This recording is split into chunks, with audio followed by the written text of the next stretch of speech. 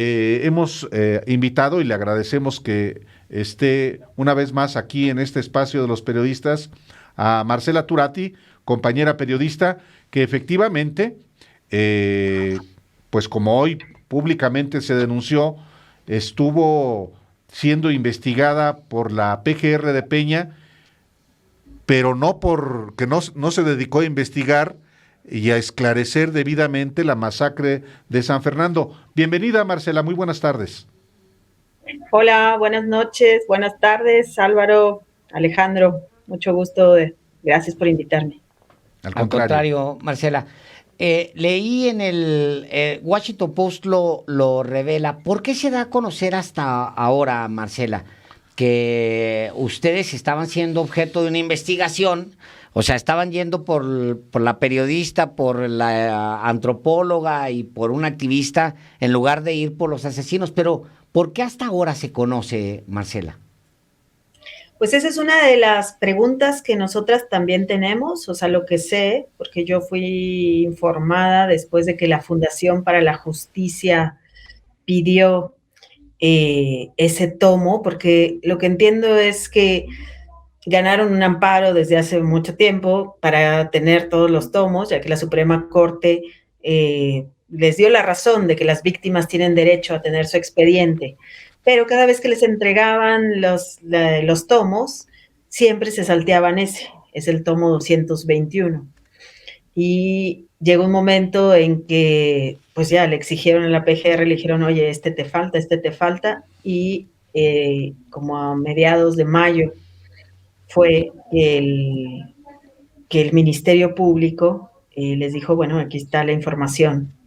Y ahí cuando, no sé, tiempo después empezaron a revisarlo, pues empezaron a ver que ese tomo, que está titulado como Secuestro, empieza con nosotras, ¿no? Y ahí, bueno, y ahí todos nuestros datos, las fotografías y todo. Bueno, ahí empezó como una parte de una pesadilla, porque fue muy duro primero esa revelación, ¿no? Digo, tú éramos compañeros en la revista Proceso, Marcela, cuando ocurrió la matanza en San Fernando. Tú investigaste como muchas otras coberturas muy relevantes. eh, y lo que llama la atención también es que el Ministerio Público de la extinta PGR de Enrique Peña Nieto, a ver, equiparó el trabajo de ustedes tres con la delincuencia organizada. ¿Eso es real, Marcela? Es que es increíble, o sea, primero yo no entendía bien, o sea, dije, Ajá. o sea, ¿dónde? Pero cuando uno empieza a ver los oficios que manda la CEIDO, o sea, y que indican, por ejemplo, las compañías telefónicas a Movistar y a Telcel, en un plazo de 24 horas, quiero que indiques de este teléfono, que digas sus llamadas entrantes y salientes, la duración, sus mensajes, la ubicación, la geolocalización, y es de es de febrero de 2015 hasta abril de 2016, ¿no? O sea, ese lapso, por una investigación de delincuencia organizada y secuestro. Y bueno, ahí estaba mi teléfono, ¿no? 2 teléfonos, de hecho, que le dejé a una mujer, a una víctima que yo había entrevistado, tenían el papelito y ese papel fue el que mandaron, y luego lo mandaron al laboratorio, que en 24 horas necesitaban tener pruebas grafoscópicas sobre si era esa mi letra, y además le pidieron a Relaciones Exteriores mi ficha, la ficha con la que te inscribes para sacar tu pasaporte, donde pones tus datos personales, tu contacto personal, tus huellas, tu dirección, tu contacto de emergencia. De pronto veo ahí también pues mi rostro y mi ficha y todos los datos personales que di, porque también se la pidieron por esta investigación de delincuencia organizada, ¿no? Y bueno, y de ahí lo pasan también a la Policía Federal de Investigación, a una unidad de investigación, para que haga los cruces y vea. Yo, o sea, primero no entendía, o sea, ¿qué quieren ver con qué, ¿no? Y bueno, paralelamente le hacen lo mismo a Ana Lorena Delgadillo, ¿no? Abogada, piden esos datos, pero de ella sacan, entiendo, información de bitácoras que a veces ella había firmado ante PGR para someterla al laboratorio, y ahí empiezan a hacer cruces. Hay todo un análisis de las llamadas y en unas partes donde dicen llamada a Mercedes, llamada a víctima, llamada a Ana. Y luego también a otras personas, o sea, que ellos tenían los teléfonos, o sea, indudablemente, ¿no? Y al final hacen este cruce y la Policía Federal dictamina cuántas veces nos vimos en ese lapso y en dónde, y ponen las coordenadas, ponen en qué antena del celular, en qué antena pegó el celular, y nada, y ahí extrañamente se corta el expediente, pero lo peor es, bueno, hay muchas cosas muy malas, pero está muy cortado el expediente, o sea, de O sea que mí todavía había, no sabemos no, la historia completa, Marcela, de qué es lo que querían. Ahora, a ver, déjeme le pregunto esto. Cuando volteamos a ver a PGR o a Fiscalía, vemos un logotipo, vemos un edificio grande, etcétera, pero no, está formado por personas. Son individuos los que forman esas instituciones. ¿Quién ordena la investigación con nombre y apellido y dónde están en este momento? Porque eso es lo más importante. O sea, digo, habrá que denunciarlos, no sé qué proceda enseguida, pero es gente real que ordenó investigarlos y tienen que estar en alguna parte en este momento. sí, o sea, bueno, pues lo que se ve ahí es como una operación de toda la subprocuraduría, también participa servicios periciales de PGR, porque independientemente, o sea, no hay expresamente no se dice por qué la investigación, o sea, qué tiene que ver, qué se hizo, o sea, de dónde se fundamenta la delincuencia organizada y el secuestro, pero empieza una serie de diligencias, ¿no? O sea, de repente es pedirle a las telefónicas, es lo primero, estos números, y no dicen de quién son esos números, no, al usar esa argucia de delincuencia organizada y secuestro, no tienen que pedir una orden de un juez.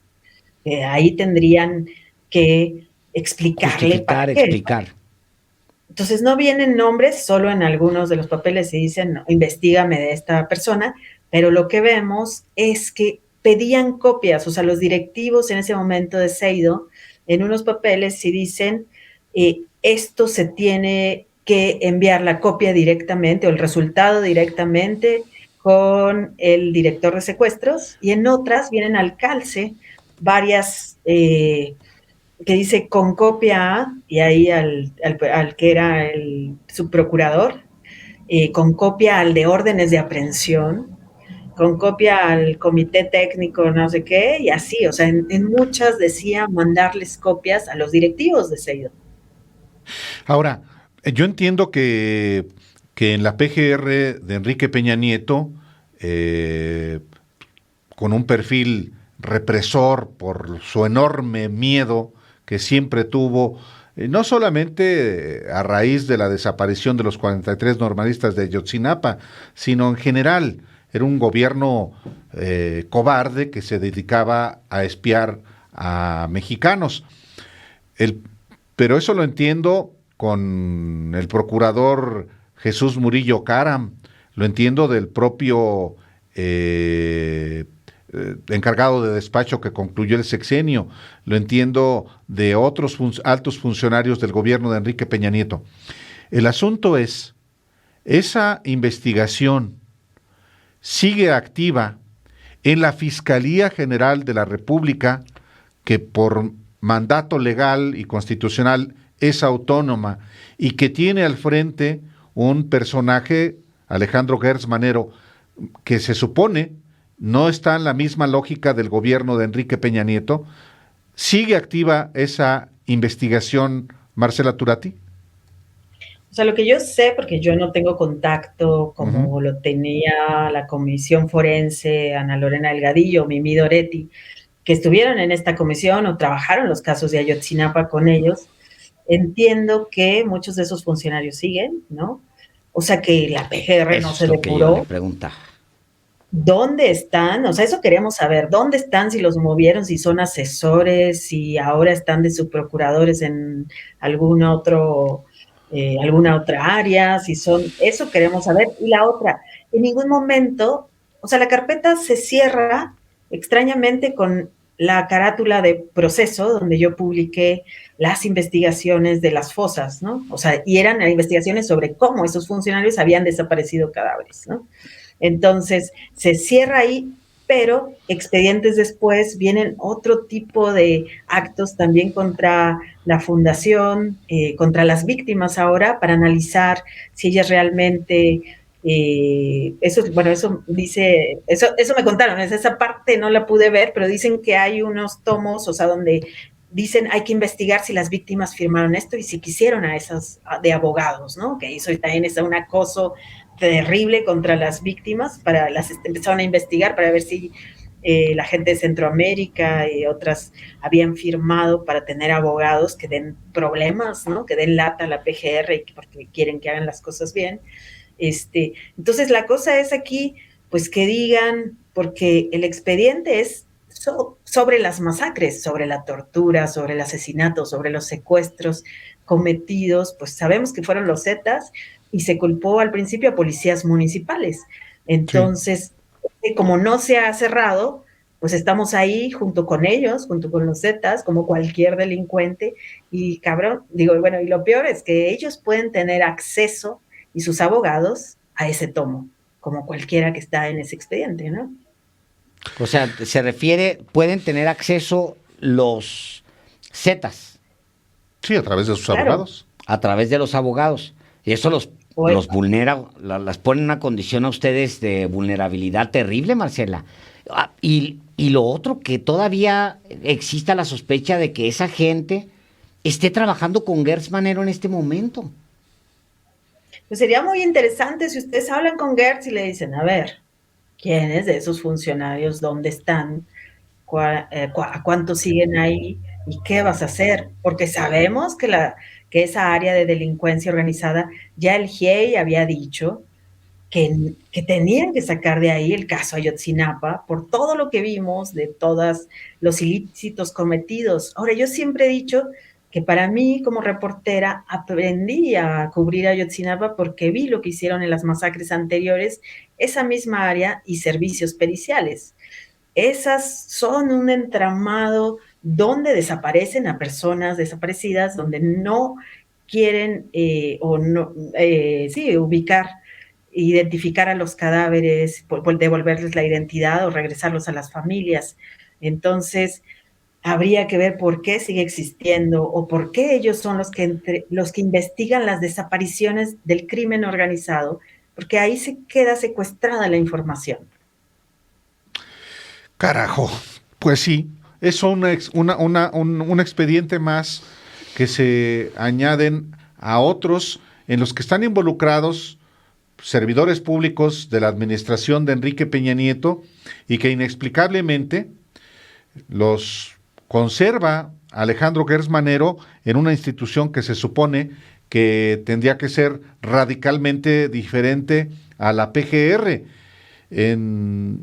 Pero era muy importante platicar contigo, Marcela, porque en efecto hay una situación de vulnerabilidad de ti, de la abogada, de la perito, eh, porque en efecto pueden, con todos esos datos, quizá no imputarles cargos, pero sí ponerlas en la mirada de los grupos criminales que perpetraron precisamente la matanza de centroamericanos en San Fernando, Tamaulipas. Ahora, le tengo yo más miedo, o sea, no sé, mi miedo más bien es, hay unas áreas de delincuencia organizada dentro de la PGR, o sea, que se Claro. organizan para esconder cadáveres. Cada vez que desenterramos la verdad, cada vez que intentamos decir, esta persona la perdieron, o sea, por ejemplo, el reportaje eh, que les asustó es un reportaje donde yo investigué que había una mamá con la que tenían contacto y que su hijo llevaba 5 años en una fosa común a pesar de que llevaba su credencial de lector y que ellos no le dijeron nada. Además de otros que incineraron y sin probar que eran ellos. O sea, me dijo una mamá, me dieron el cuerpo cremado de una persona que tenía tatuaje y mi hijo no tenía tatuajes y me dijeron que seguro los Zetas lo tatuaron antes de matarlo. Cosas así, y eso es criminal. Eso es crimen organizado. Y entonces Carajo. creo que eso es lo que me da más miedo. Tienen tanto miedo de que se desentierre la verdad desde el periodismo, desde las ciencias forenses, desde la defensa de los derechos humanos, pues que hacen eso para meter miedo o quitarse de encima a las personas que estamos investigando qué pasó en esas masacres que no fueron solo cometidas por los Zetas.